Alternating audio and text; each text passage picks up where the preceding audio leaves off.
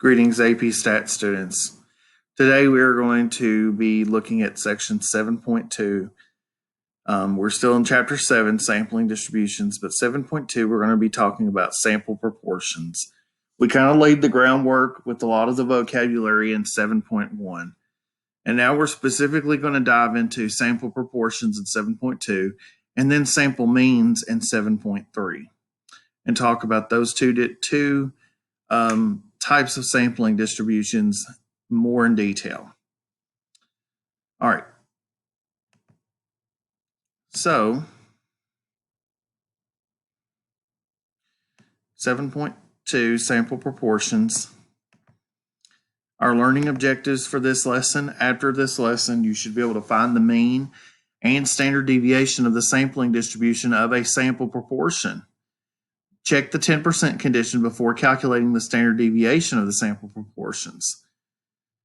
You should also determine if the sampling distribution of a sample proportions is approximately normal, and if appropriate, use a normal distribution to calculate probabilities involving a sample proportion. So the sampling distribution of p hat. P hat is our statistic. It's an estimator of the parameter p. P hat's the sample proportion. It's an estimate of the population proportion, p. So how good of a statistic is as an estimate? How good of is the statistic p hat as an estimate of the parameter p?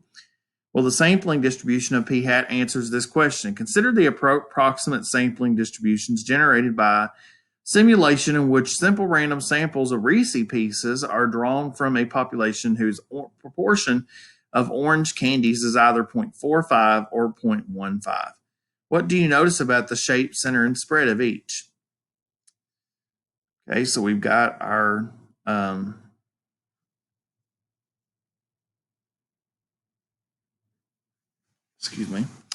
we got our distribution here, and we have our other distribution here. We've got looking at these right here. What do you notice about the shape, the center, and the spread in this case?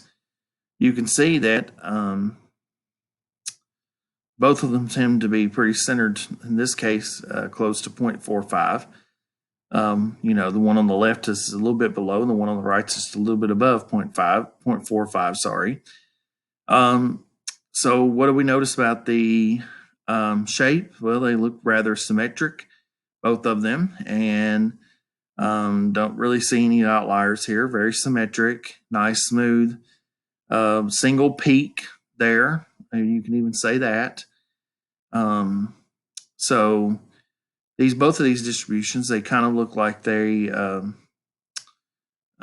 approximately normal, even maybe.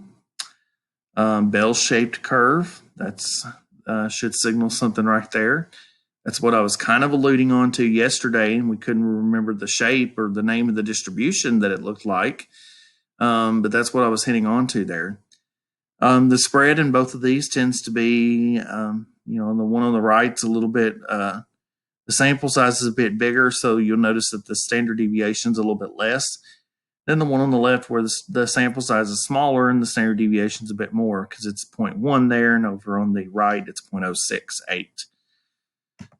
All right. Now we have another estimate here and another estimate here. These tend to be centered close to 0.15, which is in this case, the population proportion, because we're switching it up. Remember, read the problem up there. We're considering both scenarios where the population proportion is either 0.45 or 0.15, so then we're 0.15. But you'll notice that with the sample size increasing, the standard deviation still goes down and decreases.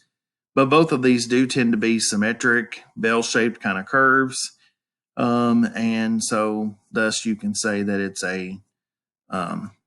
you're getting you can see the pros and cons of having a larger sample size there in that scenario. All right, so the sampling distribution of p hat. What do you notice about that shape? Well, the shape, in some cases, the sampling distribution of p hat can be approximated by a normal curve. This seems to depend on both the sample size n and the population proportion p. The center, the mean of the distribution, happens to be p. So mu sub p hat is just p. This makes sense because the sample proportion p hat is an unbiased estimator of p. Remember, for it to be an unbiased estimator, your mean of the sampling distribution has to equal the parameter that you're trying to estimate. We talked about that in the previous section yesterday. The spread, in this case, for a specific value of p, the standard deviation, sigma sub p hat gets smaller as n gets larger, and the value of sigma sub p hat depends on both n and p. This is an important connection between the sample proportion p hat and the number of successes x in the sample. P hat is equal to the count of successes in a sample divided by the size of the sample, so x over n. In Chapter 6, we learned that the mean and the standard deviation of a binomial random variable x are mu sub x is np and sigma sub x is the square root of np times 1 minus p. Since p hat is equal to x over n, we could also write that as 1 over n times x. And we're just multiplying the random variable x by the constant 1 over n to get the random variable p hat. Therefore, mu sub p hat will be 1 over n times np, which just equals p. Thus, p hat is an unbiased estimator of p. And sigma sub p hat will be 1 over n times that square root of np times 1 minus p, which can be written as the square root of np times 1 minus p all over n squared. What they've done here is they took the n inside of the square root by squaring it. That's kind of weird to do that. We're used to taking n squared out then and just writing it as 1 over n in that case since it's in the denominator. But they're putting it in under the that, and the reason why is because then the n will cancel out with one of the n's down here, and you get the square root of p times 1 minus p all over n. And this gives you the standard deviation of p hat. So as the sample size increases, the spread will decrease because you're dividing by bigger and bigger numbers here. That's going to make the number underneath the square root smaller and smaller and smaller. So that's why your spread decreases as your sample size increases mathematically. So the sampling distribution of a sample proportion, we choose a simple random sample of size little n from a population size capital N with the proportion p of successes. We let p hat be the sample proportion of successes. Then the mean of the sampling distribution of p hat is just simply p, the parameter. Mu sub p hat is equal to p. The standard deviation of the sampling distribution of p hat is sigma sub p hat, which is equal to the square root of p times 1 minus p all over n. And as long as we can do that as long as the 10% condition is satisfied. That means little n has to be less than or equal to 1/10 times capital N. And you must check that. You have to check that to make sure that that is valid. If that is not valid, then you cannot calculate the standard deviation of p hat. The 10% condition has to be checked each time. So as little n increases, the sampling distribution becomes approximately normal. Before you perform normal calculations, check that the normal condition is satisfied. In order for a normal condition to be satisfied, now this comes from, this is something new right here. This is something else you want to check to be able to, before you can perform normal calculations, you do have to check that n times p is greater than or equal to 10, and n times 1 minus p is also greater than or equal to 10. N times p is your estimated value, estimated times of success here, and it's your estimated number of successes.